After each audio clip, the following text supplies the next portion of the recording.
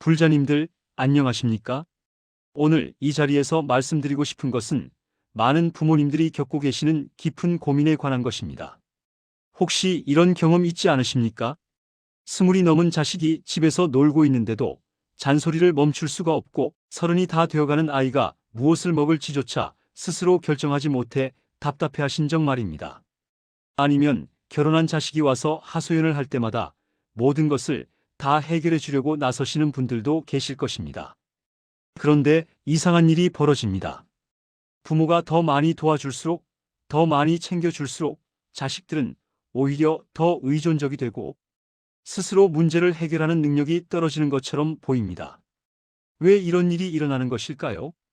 오늘 제가 불자님들께 전해드리고 싶은 것은 부처님께서 가르쳐 주신 지혜 중에서 자식을 키우는데 꼭 필요한 3가지 덕목에 관한 이야기입니다. 이것은 단순히 육아 기술이 아닙니다. 부처님의 깊은 자비심에서 우러나온 지혜이며 동시에 우리가 일상에서 바로 적용할 수 있는 실용적인 가르침입니다. 특히 이미 다 자란 성인 자식들을 둔 부모님들께는 더욱 절실한 가르침이 될 것입니다. 왜냐하면 많은 부모님들이 자식이 성인이 되었음에도 불구하고 여전히 어린아이 대하듯 하며 그 결과 자식도 부모도 모두 고통받는 경우가 너무나 많기 때문입니다. 부처님께서는 중화함경에서 이렇게 말씀하셨습니다. 진정한 사랑은 집착이 아니라 놓아줌에 있으며 진정한 보호는 모든 것을 대신해 주는 것이 아니라 스스로 설 수 있도록 돕는 것이라고 하셨습니다. 이것이 바로 오늘 우리가 배워야 할 부모의 지혜입니다. 자, 그럼 이제부터 차근차근 살펴보겠습니다. 첫 번째로 말씀드릴 것은 무관심을 척하는 지혜입니다. 여기서 무관심이라고 하는 것은 진짜로 관심이 없다는 뜻이 아닙니다. 오히려 더 깊은 관심과 사랑에서 우러나오는 것이지만 겉으로는 개입하지 않는 것을 의미합니다. 많은 부모님들이 이 부분에서 실수를 하십니다. 자식이 조금만 힘들어해도 바로 나서서 모든 것을 해결해 주려고 합니다.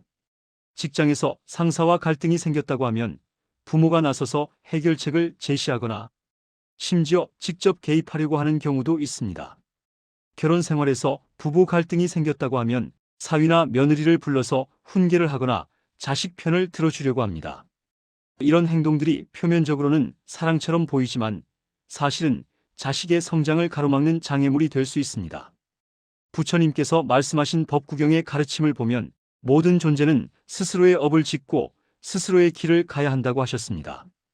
부모라고 해서 자식의 업까지 대신 짊어질 수는 없는 것입니다. 그렇다면 구체적으로 어떻게 무관심을 척해야 할까요? 가장 중요한 것은 자식이 도움을 요청할 때까지 기다리는 것입니다. 자식이 직장 문제로 고민하고 있다는 것을 알더라도 먼저 나서서 조언하지 마십시오. 대신 평상시와 다름없이 대하면서 자식이 스스로 해결해 나가는 과정을 지켜보는 것입니다. 물론 이것이 쉬운 일은 아닙니다. 자식이 힘들어하는 모습을 보면서도 참고 기다린다는 것은 부모에게는 정말 어려운 수행과 같습니다.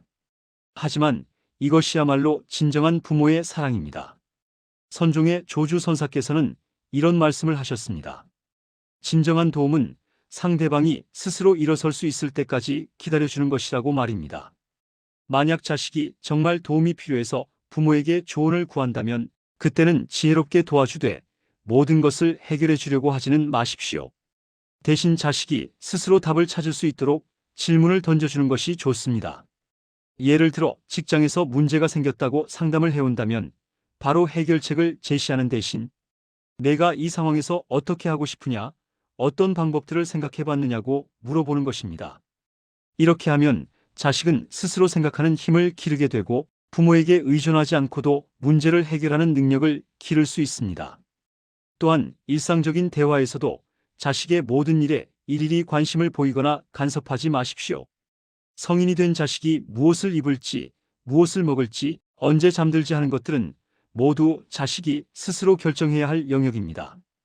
이런 작은 것들부터 놓아주어야 자식도 진정한 어른으로 성장할 수 있습니다. 두 번째로 말씀드릴 것은 모르는 척하는 지혜입니다.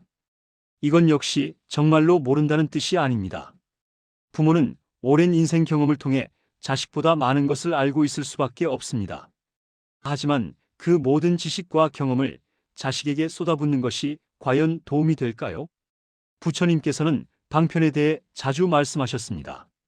때로는 알고 있는 것을 모르는 척하는 것도 상대방을 위한 자비로운 방편이 될 수 있다는 것입니다.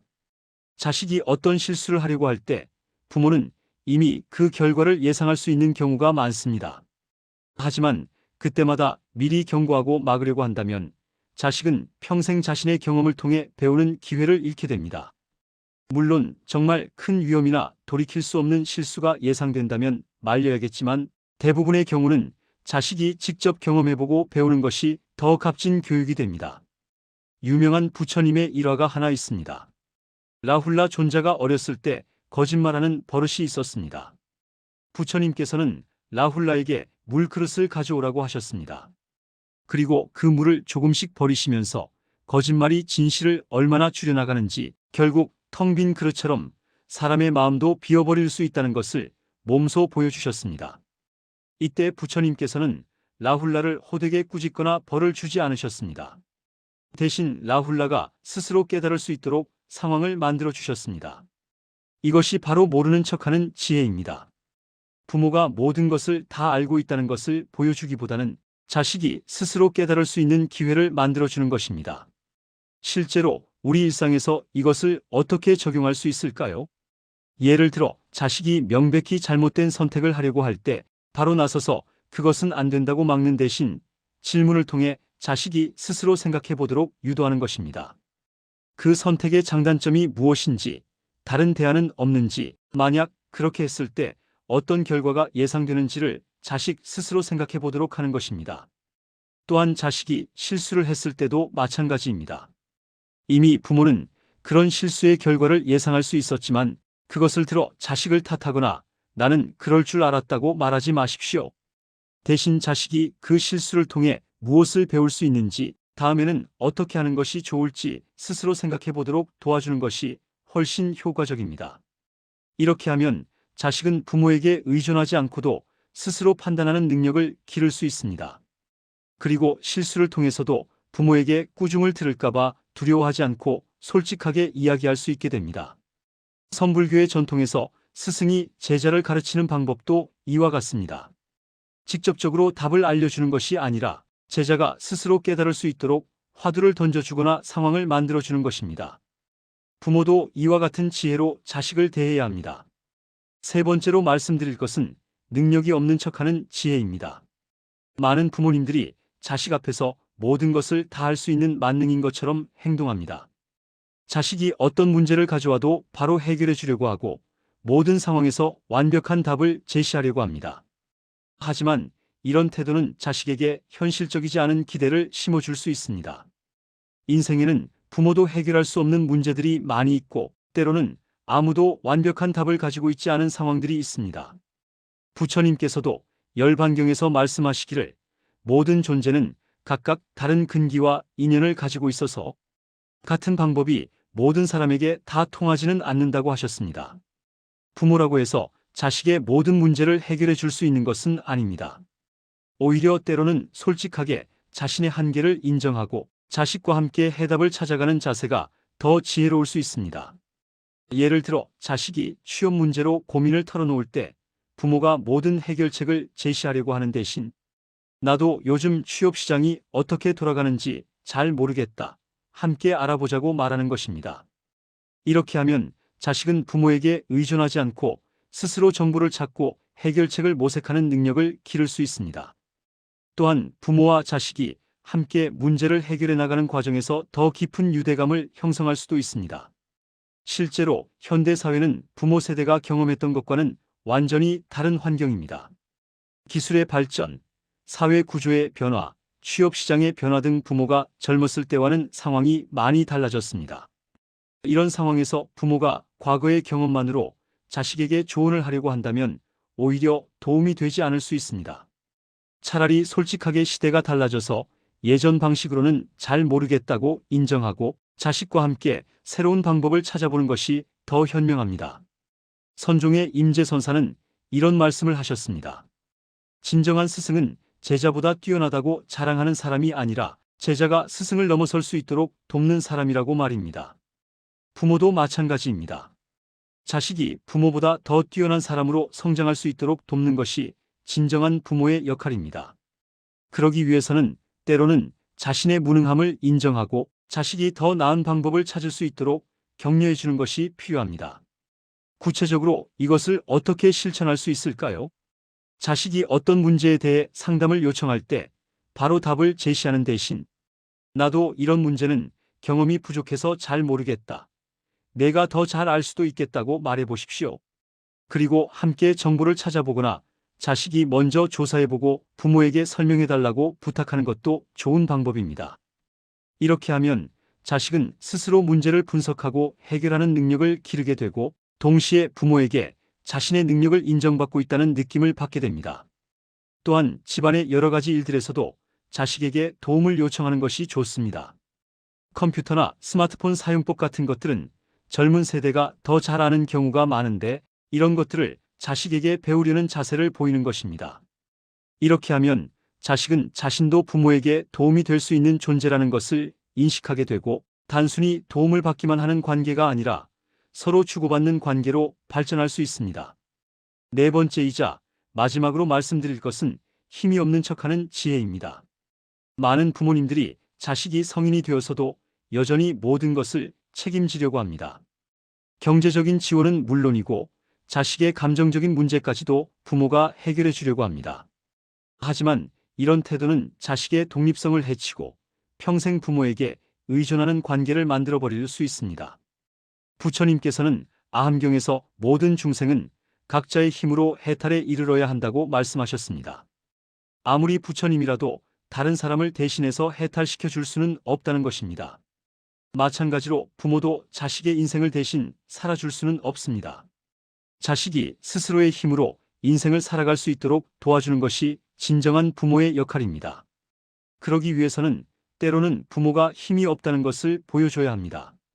물론 정말 힘이 없다는 뜻이 아니라 자식이 스스로 해결해야 할 일에 대해서는 부모도 한계가 있다는 것을 인식시켜주는 것입니다.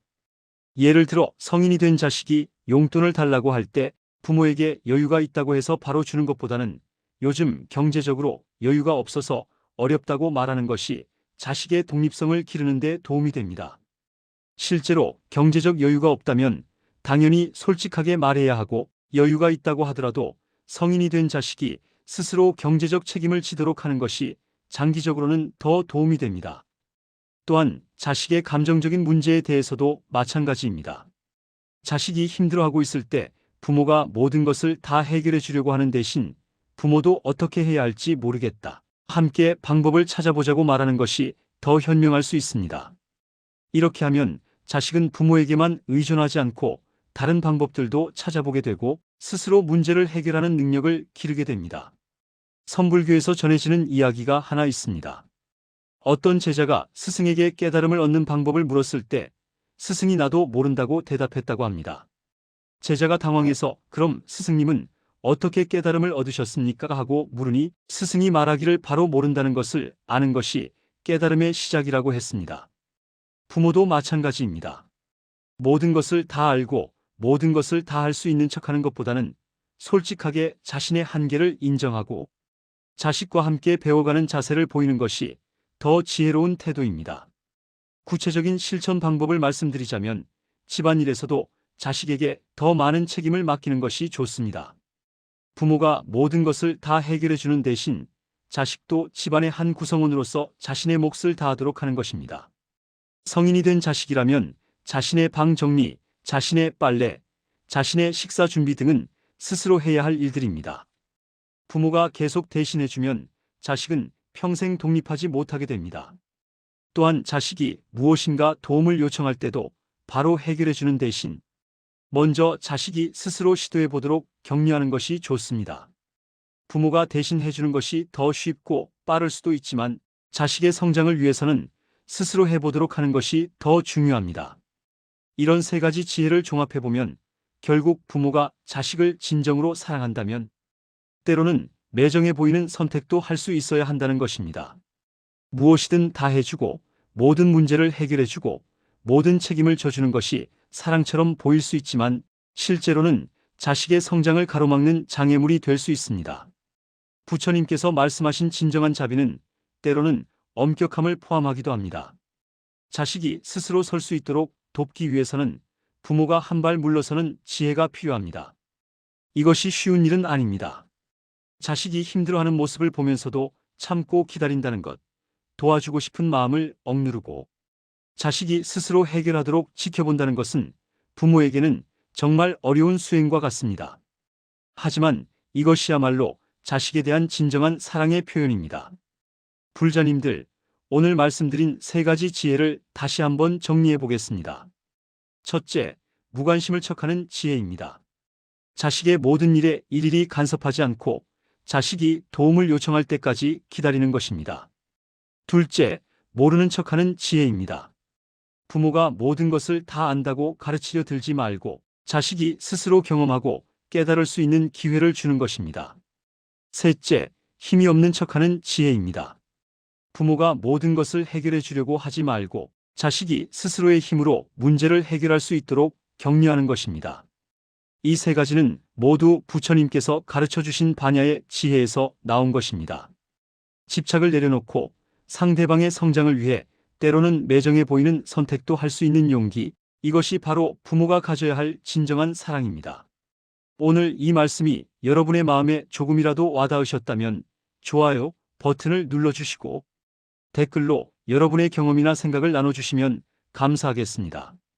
모든 부모님들과 자녀들이 서로를 진정으로 사랑하고 이해하는 관계로 발전할 수 있기를 간절히 기원합니다. 부처님의 자비와 지혜가 여러분의 가정에 늘 함께하시기를 바라며 오늘 법문을 마치겠습니다. 남무아미타불 관세음보살